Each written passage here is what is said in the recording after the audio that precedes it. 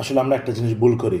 বিষয়টা কি, বিশেষ করে পরিবারে মহিলারা যারা আছেন, মা, বাবি, বোন, খাবার রেডি করার পরে বলে, সবাই খাইতে আসো।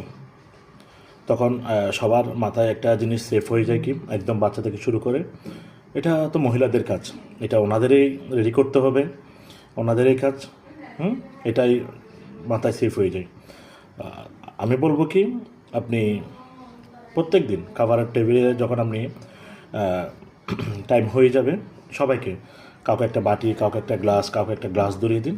টেবিল আস্তে আস্তে কি খাবার টেবিল সাজাইতে বলুন। দেখবেন সবাই অভ্যস্ত হয়ে যাবে। যখন কাজের মধ্যে অভ্যস্ত হয়ে যাবে, তাহলে দেখবেন নিজের কাজ নিজে করতে জানবে, এবং এতে করে নিজের শারীরিক সুস্থতা ফিরে আসবে, এবং শারীরিক ব্যাড হ্যাবিটগুলো চলে যাবে, এবং নিজের মধ্য থেকে অহংকার দূর হয়ে যাবে, এবং সুস্থ থাকতে পারবে। ধন্যবাদ সবাইকে।